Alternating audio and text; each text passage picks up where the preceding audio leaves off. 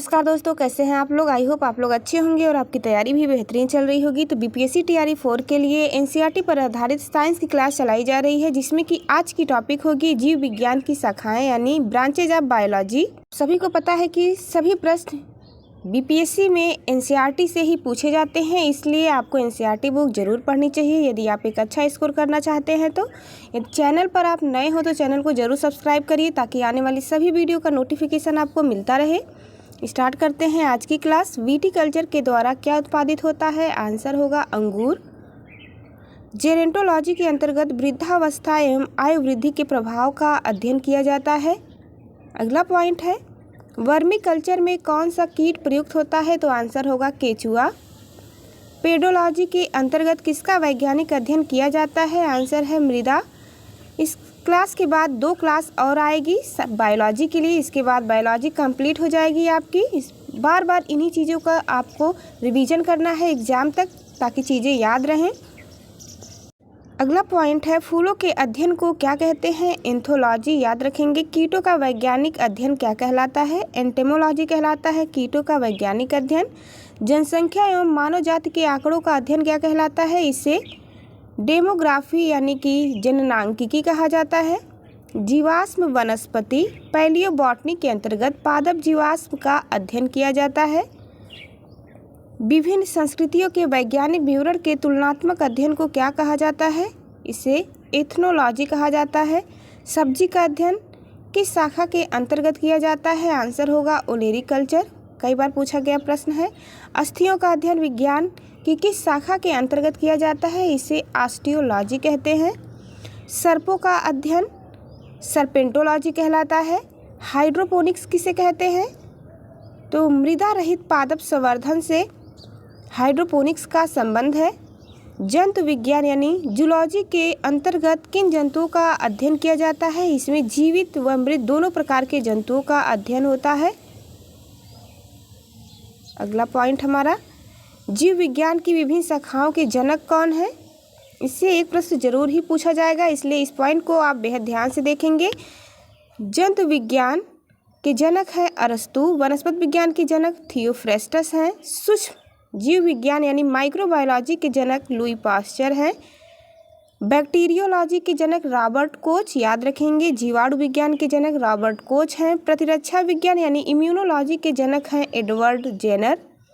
वर्गीकी अथवा वर्गीकरण विज्ञान जिसे कि टैक्सोनॉमी कहते हैं, कई बार पूछा जाता है यह प्रश्न। कैरोलस लिनियस इसके जनक हैं टैक्सोनॉमी के।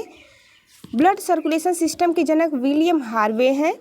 कोशिका विज्ञान यानी साइटोलॉजी के जनक रॉबर्ट हुक। म्यूटेशन जिसे उत्परिवर्तन कहते हैं, इसके जनक हैं ह्यूगो डी ब्रिज। माइकोलॉजी यानी कवक विज्ञान के जनक एंटन डी वेरी हैं। पादप शरीर क्रिया विज्ञान यानी प्लांट फिजियोलॉजी के जनक स्टीफन हेल्स हैं। आधुनिक वनस्पति विज्ञान मॉडर्न बॉटनी के जनक कैरोलस लिनियस हैं। ब्लड ग्रुप के जनक हैं कार्ल लैंड स्टीनर। एंडोक्राइनोलॉजी जिसे अंतःस्रावी विज्ञान कहते हैं, इसके जनक थॉमस एल्वा एडिसन हैं। जेनेटिक्स के जनक हैं ग्रेगर जॉन मेंडल। कई बार पूछा गया प्रश्न है, स्टार लगाएंगे। अनुवांशिकी के जनक ग्रेगर जॉन मेंडल हैं। आधुनिक अनुवांशिकी जिसे कि मॉडर्न जेनेटिक्स के जनक ग्रेगर जॉन मेंडल हैं। भारतीय पूरा वनस्पति विज्ञान के जनक बीरबल साहनी हैं। अनुवांशिक अभियांत्रिकी के जनक हैं यानी जेनेटिक इंजीनियरिंग के जनक हैं पॉल बर्ग। शैवाल विज्ञान यानी फाइकोलॉजी के जनक विलियम हेनरी हार्वे हैं। भारतीय शैवाल विज्ञान के जनक MOP आयंगर हैं। भारतीय पारिस्थितिकी यानी इंडियन इकोलॉजी के जनक रामदेव मिश्रा हैं। औषधि विज्ञान के जनक हिप्पोक्रेट्स को माना जाता है। सूक्ष्मदर्शिकी के जनक हैं एंटनी वान ल्यूवेनहॉक। जीन चिकित्सा यानी जीन थेरेपी के जनक एंडरसन हैं। जंतु विज्ञान जीव विज्ञान की एक ही शाखा है। अरस्तु को जंतु विज्ञान का जनक कहा जाता है।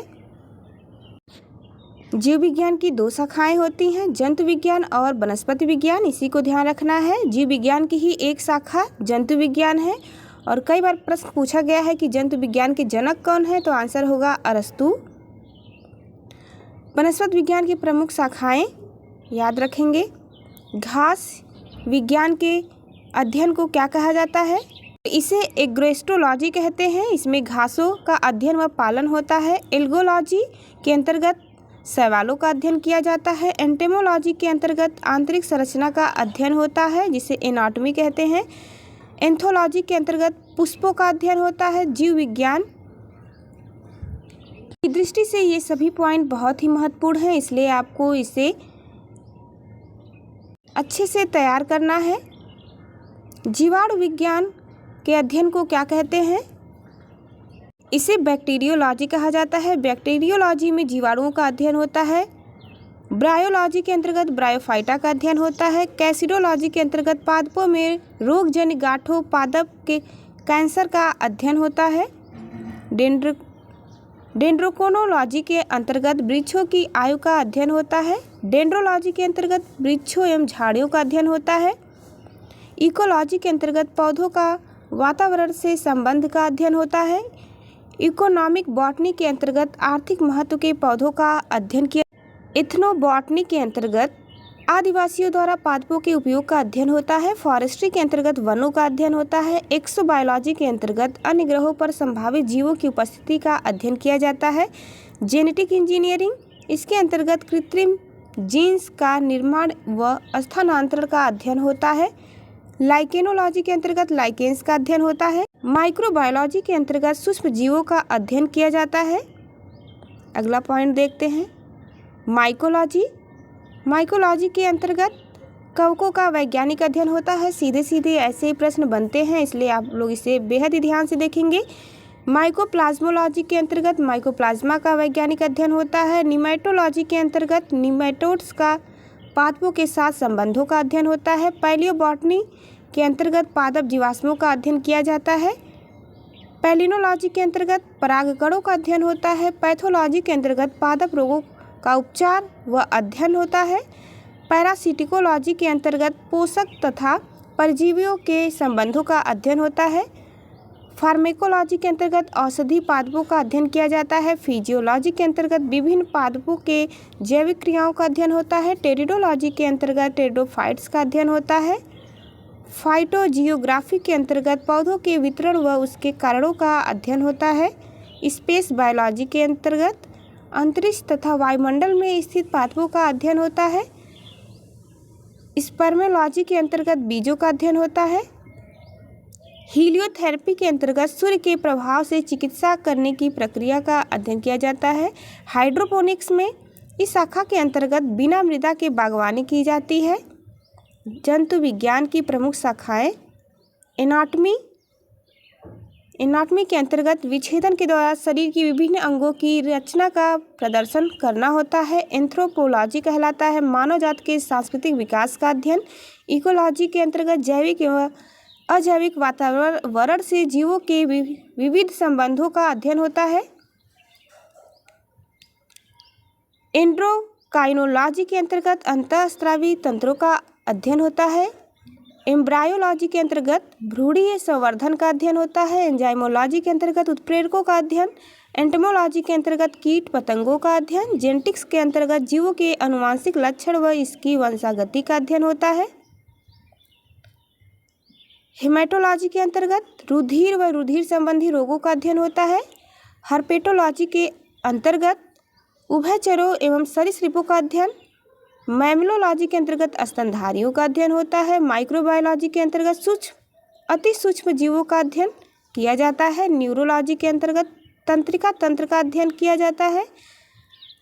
ओडोंटोलॉजी के अंतर्गत दंत विज्ञान का अध्ययन होता है, यानी कि दांतों से संबंधित अध्ययन।